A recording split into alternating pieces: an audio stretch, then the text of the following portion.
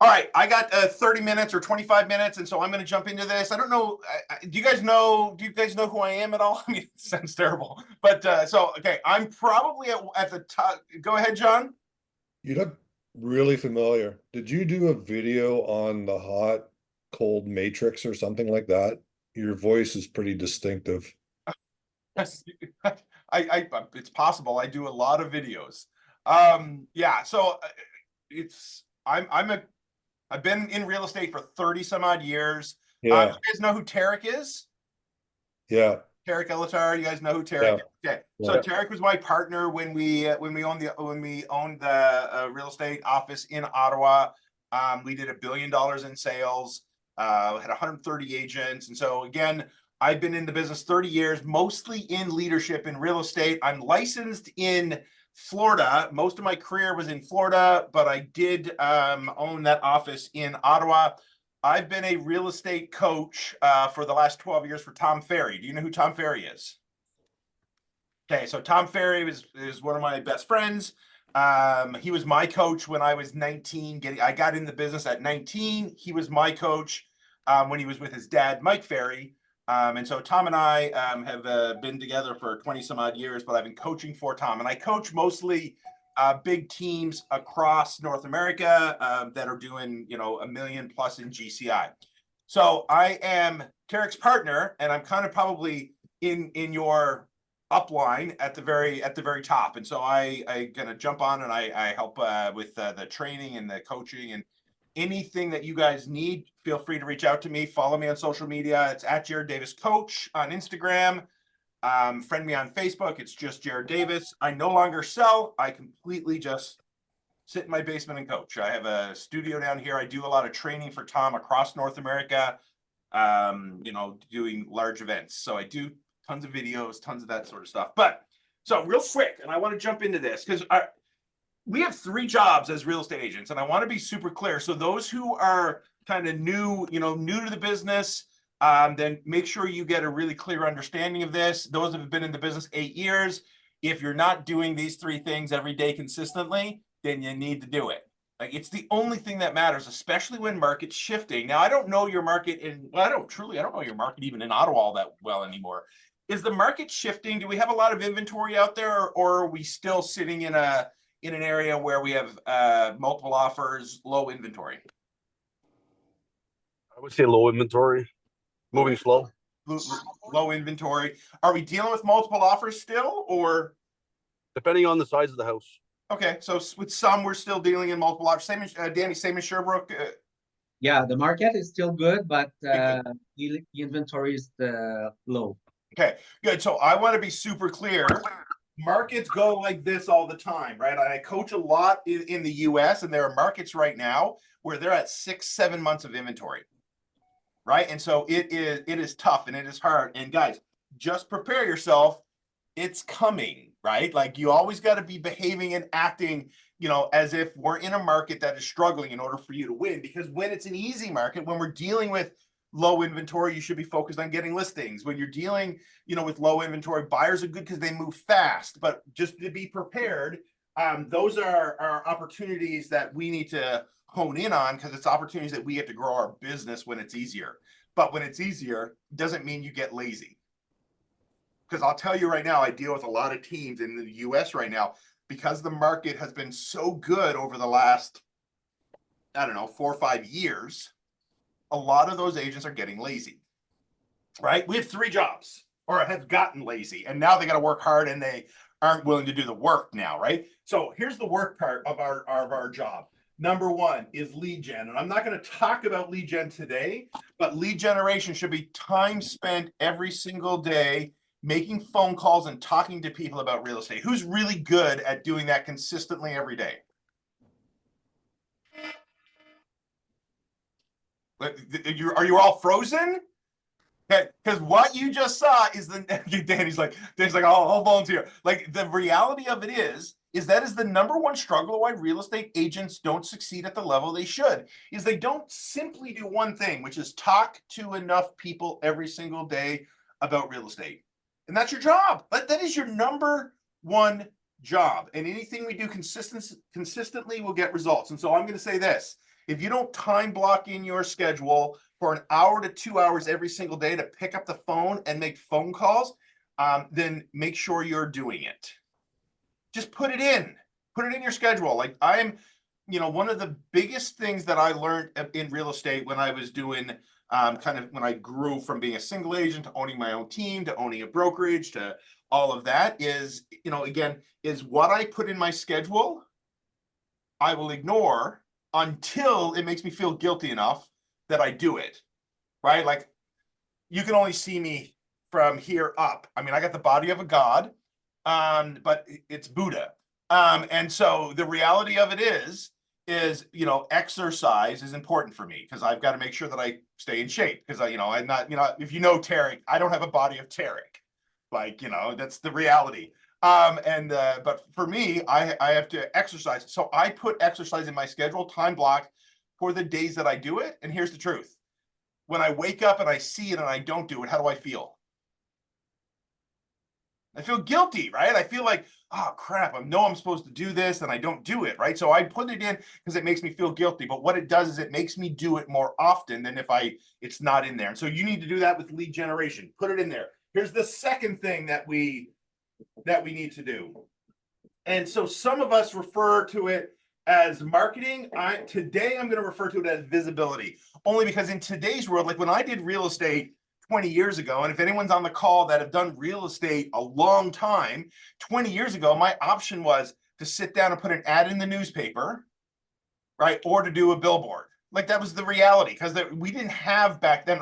Listen, we did have MySpace. So I'm going to lie. Like I don't know if any of you are old enough to have a MySpace account, but I had MySpace. The reality in today's world is we have an easy opportunity to create massive visibility. That's what I'm going to talk about today is how do you, and I'm not going to be talking about spending crazy marketing dollars. I'm going to be talking about how do you get out in front of your own network so that they see who you are, what you do, and your name comes out of their mouth more often. Right? Like if I wanted Joey to say my name, I could go on Facebook, I could find Joey on Facebook or find him on Instagram, and I could just do one simple thing. And I could just do like one of his posts. And when I like one of his posts, what happens? Right? Joey looks down and goes, oh, Jarrod Davis liked my post. Right? Jarrod Davis liked my post. And, so then he might do one of two things. He might go, oh, I know who Jarrod Davis is. Right? I know who Jarrod Davis is. Or if he doesn't, he might go, hold on, I'm going to update this. So I changed my name so you can just, if that's where you follow. But he might go, who's this Jarrod Davis guy? And then go find me. And then when he finds me, then now I'm in his head. And so I'm going to talk more about that today is I'm going to say, man, how do we create massive visibility, especially if you're new, right? Because Angel, did you say you were new? I'm fairly new, 4 months. 3 or 4 months. And so everybody in your life knows you as something. Mm-hmm. They just don't know you as a real estate agent yet. Mm-hmm. Right? So I don't know what you did in your past, and it might be my cousin Angel, or it might be my friend Angel, or my best friend's girlfriend, wife, whatever, Angel. It might be, whatever, but it could be, I know her from work where she worked at whatever, right? Whatever it is, but they know you as something. Each of your job is to change how they see you. Change how they see you. And the third thing is this, is skills. Now, when I say skills, I'm going to say this is, how do you master language, right? We are in a sales business, whether we like it or not, and we need to master language. And if we don't master language, then we can't expect to convert, because our ability to convert is our ability to get people to see what they need to do in order to take the next step. If you guys haven't read or gotten this book, Exactly What to Say, The Magic Words for Influence and Impact, it's a simple read. It's an easy book. If you get it, it's good on Audible because it's about words. but you need to learn how to take people down the funnel in sales, right? Which is the idea of them wanting to buy a house to the actions that they got to take to making the decisions to move forward. And the words we use helps that. And so if I was going to say, where do we master in skills? That's what we need to master, is the master of language, and we can call it the language of sales. Doesn't make you a crazy salesperson. It just allows you to have conversation to drive people down the sales funnel, if that makes sense. All right. And I'm not going to talk about that today. Someday I can, if it's something you guys want to, then we can definitely do that. Let's talk about visibility. And I'm going to make it simple.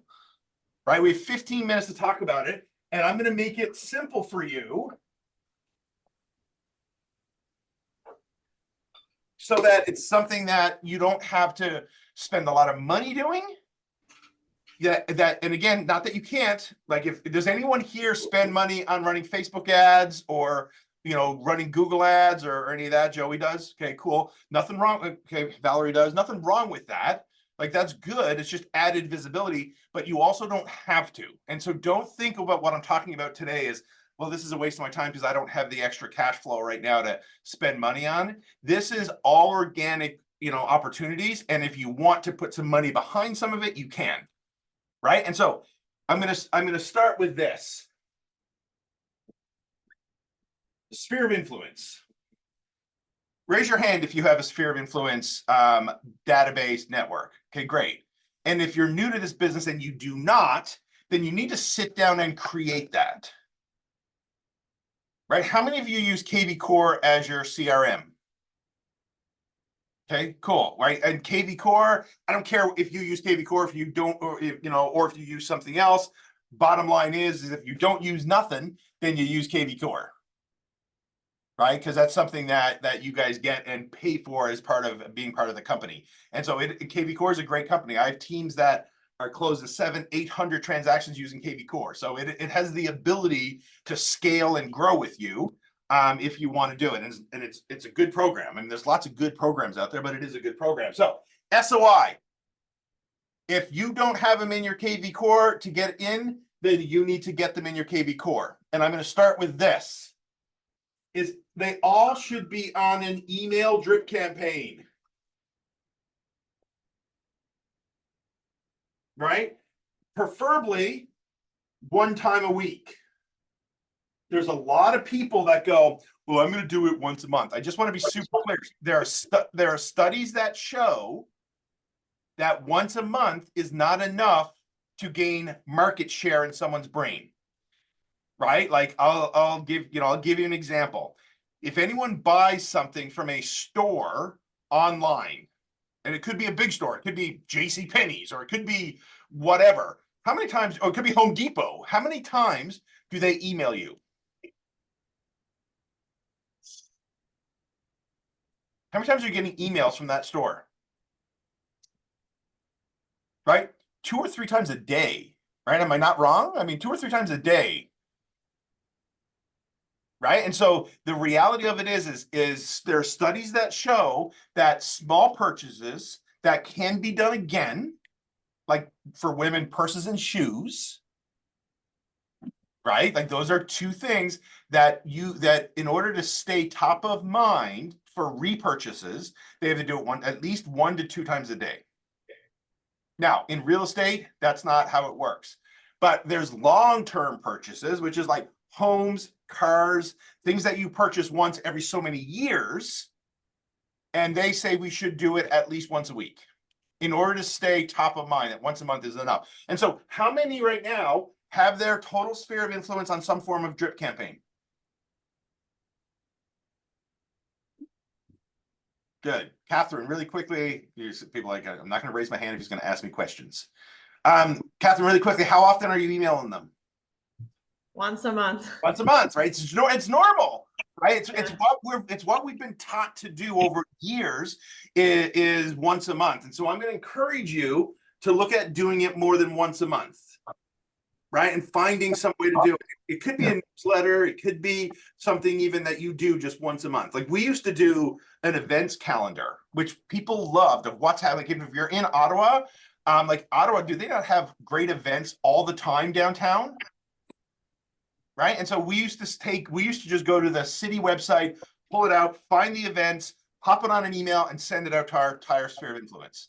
It's useful, people like it, and so therefore they look at it. And so I want you to think about that. Even in Sherbrooke, I'm sure that you guys, if you went to the town or the city website, it would have like a list of events that's going on, right? Or Kingston or wherever, right? Go ahead. What was that? Steve, were you saying something? No, sorry about that. Oh, it's okay. Steve, Pierre is on here. You guys know who Steve and Pierre are? If you don't, get to know those two individuals. They are rock stars. All right. So that's simple. Now, here's the next thing, because I want to talk about social media a bit.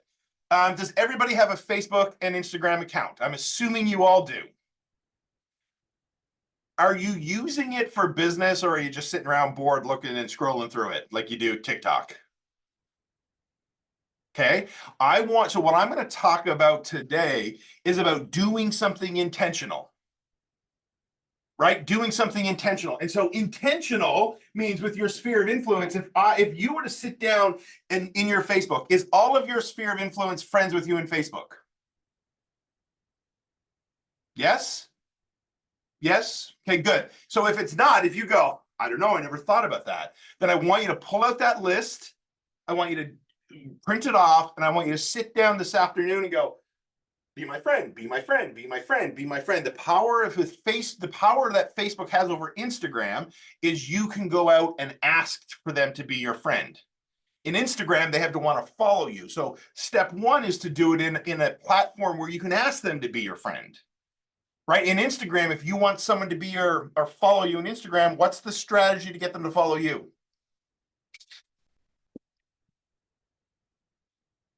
Anybody? It's lonely up here if no one talks to me.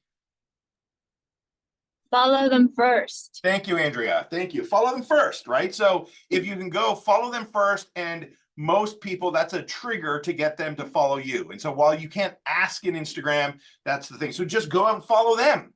Showing an interest mostly. Showing an interest. Now, thank you, Catherine, because I'm going to do that. And so once you do that, here's a strategy that I want you to follow. Very intentional.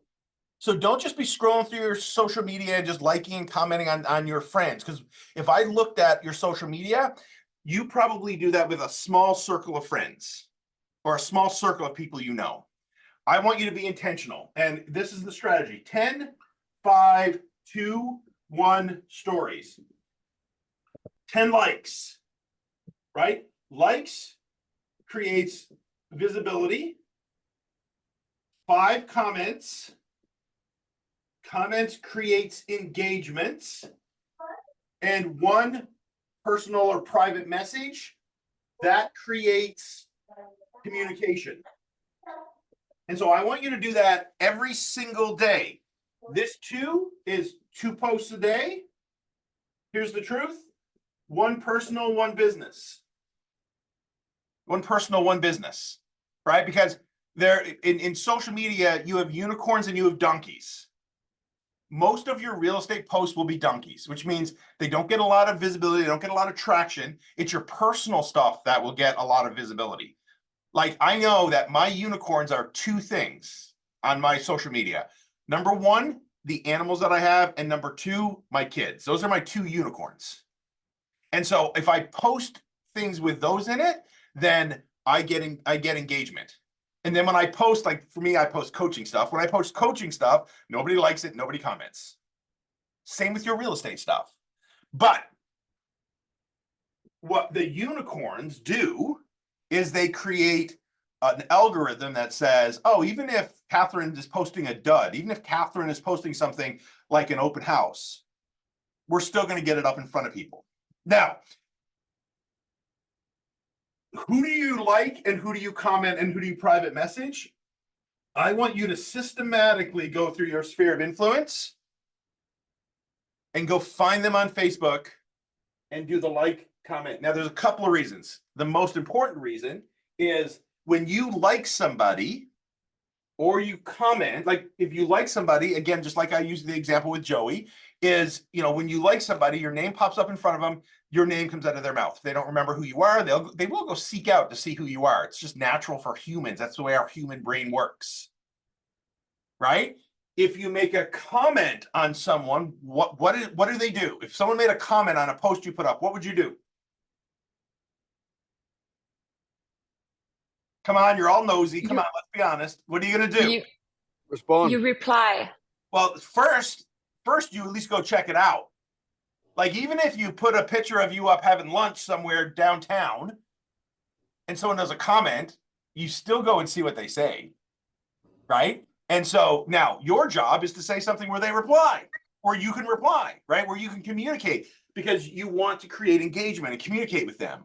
So you want to put up something where they, you know, if they make a comment, that you go and reply, because the way our human brains work is, if Catherine goes to my Facebook, says something, and I go on Catherine's page and I make a comment, and then Catherine replies, our human brain says Catherine and I are talking. And when we talk to each other, then we become friends. Then we build trust, right? And then the same with private message. And don't overthink the private message. Again, if Danny posts somewhere that he's eating at a restaurant in Sherbrooke and it looks good, I could make that comment and I could go, hey, Danny, that place looks great. Where is it? Or because I need to make a personal message, I could private message Danny. And here's the truth. Danny doesn't know me. We first met today. Or I think we did. Maybe we met somewhere else, but we first met today. But here's the truth. If I private message Danny on his social media, asking him where a restaurant is, there is a 90-some-odd% chance that Danny will reply to me, even though he doesn't know me. Even though he doesn't know me. And we have to understand, we are in the business of creating relationships and establishing stronger relationships with your sphere of influence.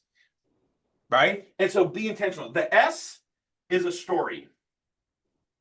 Always keep a story up. Stories are the best way for you to maintain massive visibility. All right? And so I want you to make sure that in your social media that you're doing that. Does that make sense? Are we all game to do that? And then the second thing is posting. Now, I talked a little bit about it, but I want to make sure that you have a mixture of all of these posts. Number one, write it down, is personal. Now, don't be getting too personal. Don't be posting you like out partying, you know, and getting drunk at the bar. You know, don't be doing that. But posting personal stuff. Like, again, for me, it's kids and animals. Kids and animals. For you, it might be something else. It might be clothes. It might be, you know, you're going on the water. It might be a sport, whatever. But that creates massive engagement. Here's the second thing. I want you to do more video. Who's really good at doing videos?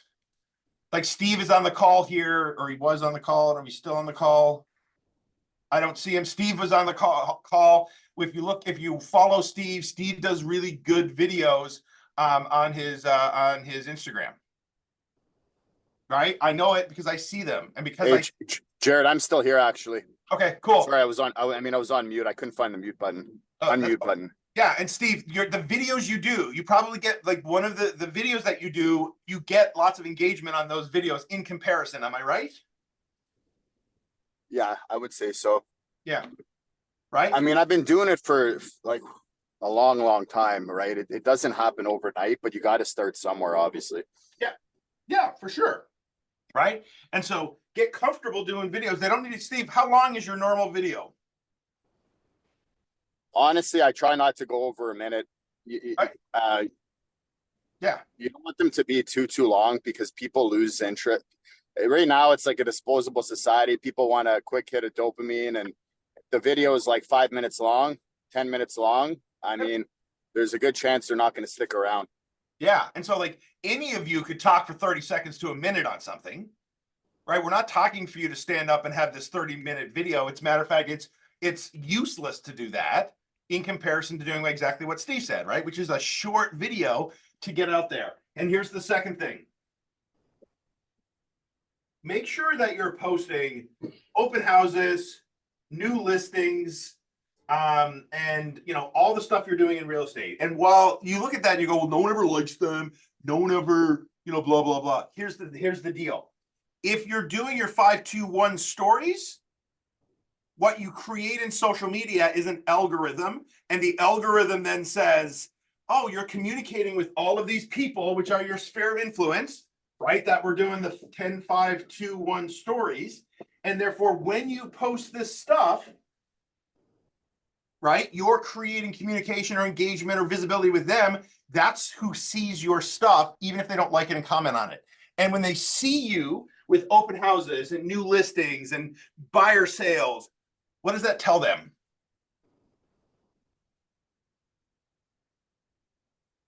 Right? Go ahead, Things Val. are working.